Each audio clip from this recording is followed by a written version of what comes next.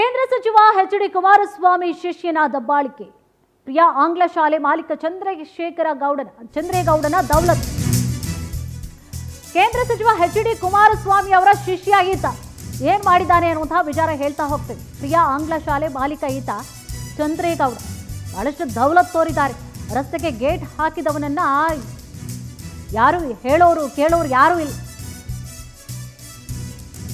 ತುಮಕೂರು ಜಿಲ್ಲೆ ತುರುವೇಕೆರೆ ಅಧಿಕಾರಿಗಳ ದಿವ್ಯ ಮೌನ. ತಿಂಗಳಲ್ಲಿ ಸಮಸ್ಯೆ ಬಗೆಹರಿಸ್ತೀವಿ ಅಂತ ಹೇಳಿದ್ರು. ಪಟ್ಟಣ ಪಂಚಾಯತ್ನ ಮುಖ್ಯ ಅಧಿಕಾರಿಗಳು ಈಗ ನಾಪತ್ತೆ ಆಗ್ಬಿಟ್ಟಿದ್ದಾರೆ.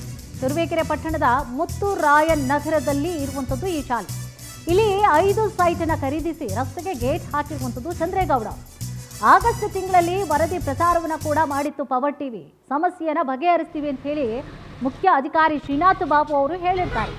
ನೋಟಿಸ್ ನೀಡಿದಾಗಿ ಶ್ರೀನಾಥ್ ಬಾಬು ಉಡಾಫಿಯ ಉತ್ತರವನ್ನು ಕೊಟ್ಟಿದ್ದಾರೆ. ನೋಟಿಸ್ ಕೊಟ್ಟರೆ ಮುಗಿದೋಯ್ತಾ ಅಷ್ಟೇ, ಮುಂದೆ ಏನಾಗುತ್ತೆ ನೋಡ್ಬೇಕಾದ್ರೆ. 2 ತಿಂಗಳು ಕಳೆದರೂ ಕೂಡ ಶಾಲೆಯ ಕಡೆ ತಿರುಗಿಯೂ ಕೂಡ ನೋಡಿಲ್ಲ ಅಧಿಕಾರಿಗಳು. ಅಧಿಕಾರಿ ದಿವ್ಯ ಮೌನದ ಹಿಂದೆ ರಾಜಕಾರಣಿಗಳ ಕೈವಾಡ ಇರುವಂತಹ ಶಂಕೆ ವ್ಯಕ್ತವಾಗ್ತಾ ಇದೆ. ರಸ್ತೆಗೆ ಹಾಕಿರುವಂತಹ ಗೇಟನ್ನು ತೆರವುಗೊಳಿಸುವಂತೆ ಸ್ಥಳೀಯರು ಒತ್ತಾಯವನ್ನು ಮಾಡ್ತಿದ್ದಾರೆ. ತಮ್ಮದೇ ಸೈಟ್ಗೆ ಹೋಗಲಾಗದೆ ಸೈಟ್ ಮಾಲೀಕರು ಪರದಾಟವನ್ನು ಅನುಭವಿಸ್ತಾ ಇದ್ದಾರೆ. ಶಾಸಕ ಎಂಟಿ ಕೃಷ್ಣಪ್ಪ, ಜಿಲ್ಲಾಧಿಕಾರಿ ಶುಭ ಕಲ್ಯಾಣ್ ಅವರಿಗೆ ಮನವಿಯನ್ನ ಕೂಡ ಮಾಡಲಾಗಿದೆ.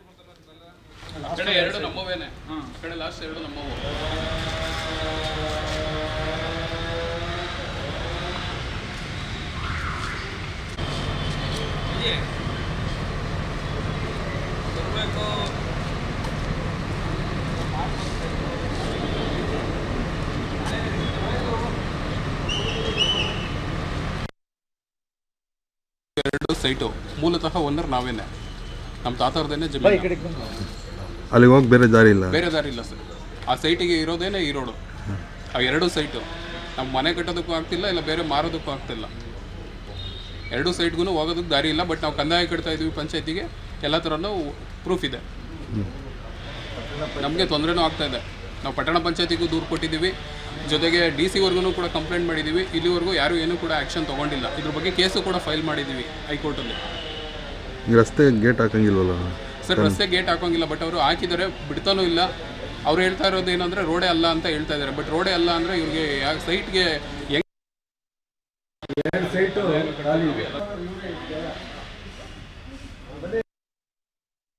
ಆಗ್ತಾ ಇಲ್ಲ. ಪಟ್ಟಣ ಪಂಚಾಯತಿಗೆ ದೂರು ಕೊಟ್ಟು ಸಾಕಾಗಿದೆ. ಇಲ್ಲಿವರೆಗೂ 4-5 ನೋಟಿಸ್ ಕೊಟ್ಟಿದ್ದಾರೆ ಪಟ್ಟಣ ಪಂಚಾಯತಿಯಿಂದ.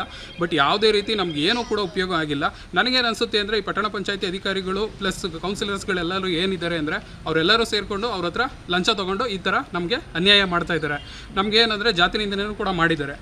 ಅವ್ರು ಏನಂದರೆ ಹಣಬಲ ಏನು ಒಳಗಡೆ ಬಿಟ್ಟರೆ ಕತ್ತರಿಸಾಕ್ತೀವಿ, ಜೀವ ಬೆದರಿಕೆ ಕೂಡ ಇದೆ. ಪ್ಲಸ್ ನಮ್ಮದು ಇದೇ ವಿಚಾರಕ್ಕೆ ಸಂಬಂಧಪಟ್ಟ ಹಾಗೆ ಹೆಚ್ಚಿನ ಮಾಹಿತಿಯನ್ನು ಕೂಡ ನೀಡ್ತಾ ಹೋಗ್ತಾರೆ ನಮ್ಮ ಪ್ರತಿನಿಧಿ ಹೇಮಂತ್. ಹೇಮಂತ್, ಏನಿದು ವಿಚಾರ ಅಂತ ಹೇಳಿ, ಯಾಕೆ ನೋಟಿಸನ್ನು ಕೊಟ್ಟರು ಕೂಡ ಕ್ಯಾರೆ ಅಂತ ಇಲ್ವಾ, ಅಥವಾ ಅಧಿಕಾರಿಗಳು ಮುಂದಿನ ಕ್ರಮಕ್ಕೆ ಮುಂದಾಗ್ತಾ ಇಲ್ವಾ? ಏನಿದೆ ಕಂಪ್ಲೀಟ್ ಆದಂತಹ ಮಾಹಿತಿ? ಎಸ್ ಕುಸುಮ, ಏನಂತಂದ್ರೆ ತುರುವೇಕೆರೆ ನಗರದ ಮುತ್ತರಾಯ ನಗರದಲ್ಲಿರುವಂತ ಏನು ಪ್ರಿಯಾ ಕಾನ್ವೆಂಟ್ ಏನಿದೆ, ಈ ಒಂದು ಮಾಲೀಕ ಚಂದ್ರೇಗೌಡ ಅಂತ ಹೇಳಿ ನೇರವಾಗಿ ರಸ್ತೆಗೆ ಒಂದು ಗೇಟ್ ಅನ್ನ ಅಳವಡಿಸಿರುವಂತದ್ದು. ಅದರಿಂದಾಗಿ ಸಾರ್ವಜನಿಕರಿಗೆ ತೊಂದರೆ ಆಗ್ತಾ ಇದೆ ಅಂತ ಹೇಳಿ ಹಲವು ಬಾರಿ ಏನು ಚೀಫ್ ಆಫೀಸರ್ ಏನಿದ್ದಾರೆ ಶ್ರೀನಾಥ್ ಬಾಬು ಅವರಿಗೆ ಹಲವು ಬಾರಿ ದೂರನ್ನ ನೀಡಿದ್ರು ಕೂಡ ಯಾವುದೇ ರೀತಿಯ ಪ್ರಯೋಜನ ಆಗಿಲ್ಲ. ಹಿಂದೆ ಕೂಡ ಕಳೆದ 2 ತಿಂಗಳ ಹಿಂದೆ ಒಂದು ಸ್ಟೋರಿಯನ್ನ ಮಾಡಿದ್ವಿ, ಇದೇ ರಸ್ತೆಯನ್ನ ಮುಚ್ಚಿದ್ದಾರೆ ಅಂತ ಹೇಳಿ. ಅವತ್ತು ಏನು ಶ್ರೀನಾಥ್ ಬಾಬು ಅವರು 1 ತಿಂಗಳ ಒಳಗಡೆ ನಾನು ರಸ್ತೆಯನ್ನ ಕ್ಲಿಯರ್ ಮಾಡಿಸ್ಕೊಡ್ತೀನಿ ಅಂತ ಹೇಳಿದ್ರು. ಆದ್ರೆ 2 ತಿಂಗಳು ಕಳೆದ್ರೂ ಕೂಡ ಈವರೆಗೂ ಕೂಡ ಯಾವುದೇ ಒಂದು ಕ್ರಮವನ್ನ ಕೈಗೊಂಡಿಲ್ಲ. ಕೇವಲ ಅವರಿಗೆ ನೋಟಿಸ್ ಕೊಟ್ಟು ಸುಮ್ಮನಾಗಿರುವಂತದೊಂದು ಬಿಟ್ರೆ ಬೇರೆ ಯಾವುದೇ ಕ್ರಮವನ್ನ ಕೈಗೊಂಡಿಲ್ಲ. ಇಂದಿಗೂ ಕೂಡ ಅಲ್ಲಿನ ಸ್ಥಳೀಯರು ಏನು ರಸ್ತೆ ಇಲ್ಲ, ಓಡಾಡ್ಲಿಕ್ಕೆ ತೊಂದರೆ ಆಗ್ತಿದೆ ಅಂತ ಹೇಳಿ ಆರೋಪವನ್ನ ಮಾಡ್ತಿರುವಂತದ್ದು.